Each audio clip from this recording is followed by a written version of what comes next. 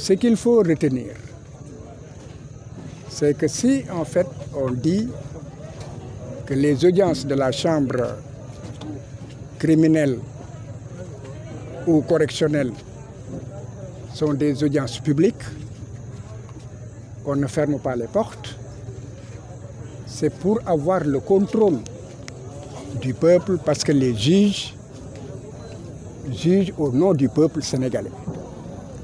Ce qui permet eux-mêmes, lorsqu'une décision est rendue, de se faire sur une idée si justice a été rendue ou justice n'a pas été rendue. Donc, les partis se sont exprimés librement.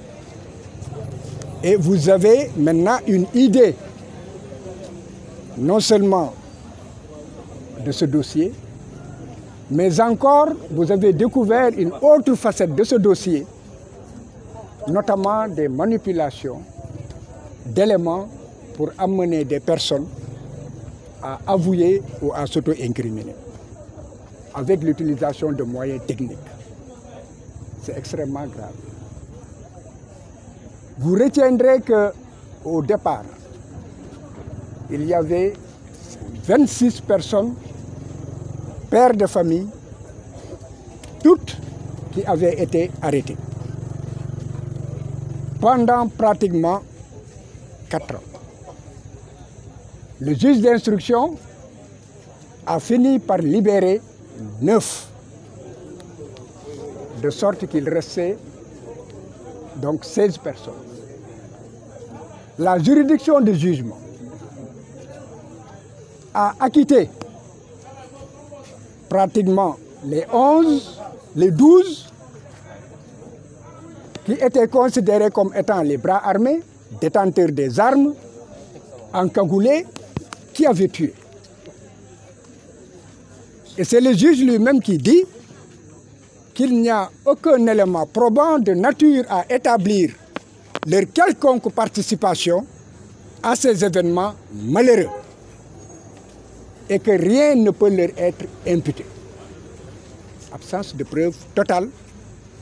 Et il est allé sur les alibis qu'il aurait vérifiés et qui établissaient l'innocence de ces personnes. Il ne restait que 4 personnes, dont les 2 René Bassène, journaliste, Ampoy Bodian, membre de l'aile politique du mouvement des forces démocratiques de la Casamance, qui négocie avec l'État sénégalais.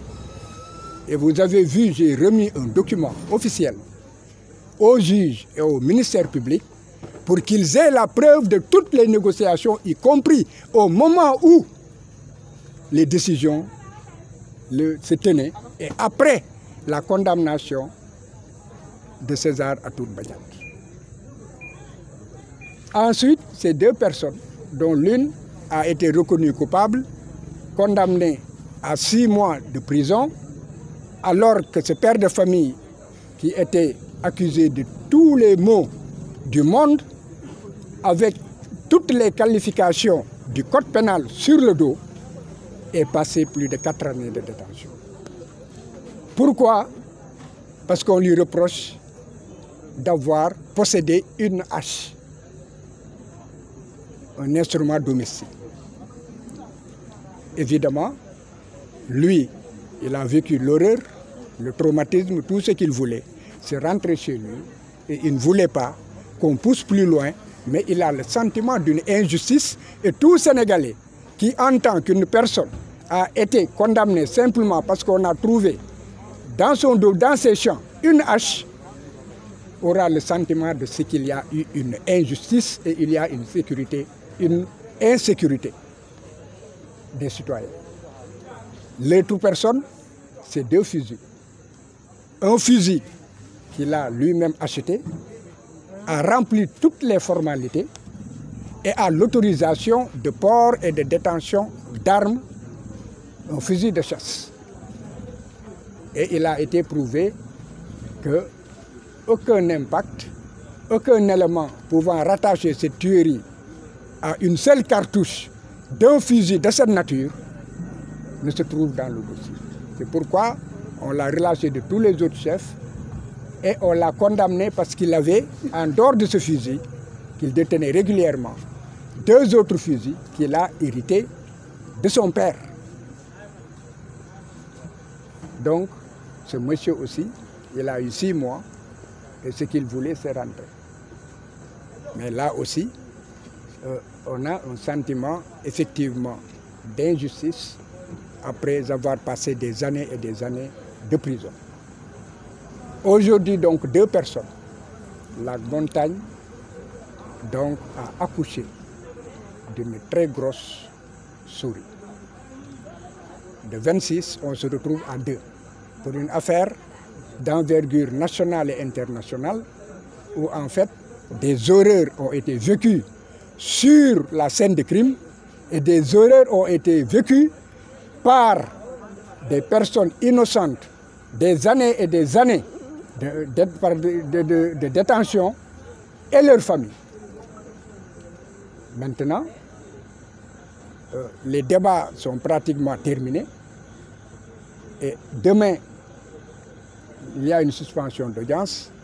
Demain, la Cour, la Chambre criminelle d'appel entendra certainement les parties civiles sur leur demande, 2 ou 3 témoins qui tiennent à être entendus, dont la femme de René Capain-Bassène, qui allègue avoir subi des tortures alors qu'elle avait un bébé, un nourrisson de 2 mois.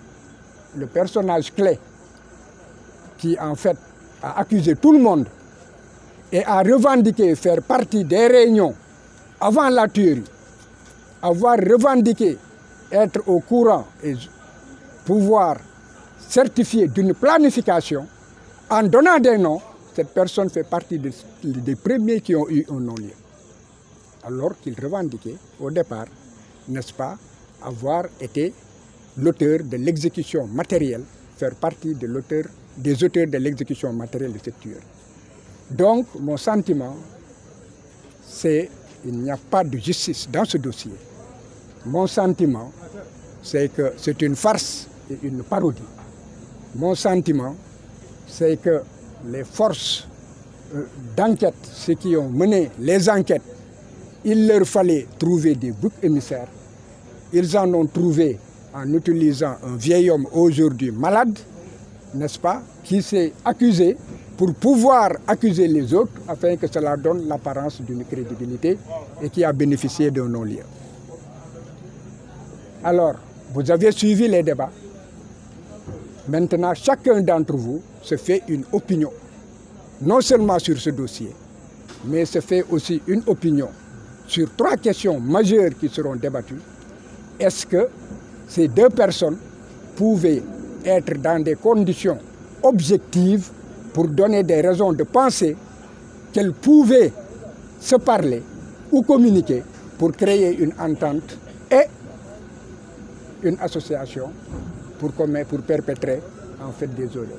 Je pense que ce dossier, vous avez suivi, c'était des violations et je l'ai dit, en dehors du dossier de Karim Meïssa Wade, je n'ai jamais eu à voir un dossier où il y a autant de violations des droits de l'homme, autant de violations de droits qui sont prévus par des textes qui ont valeur constitutionnelle et des dispositions frappées de nullité absolue, donc qui sont textuelles.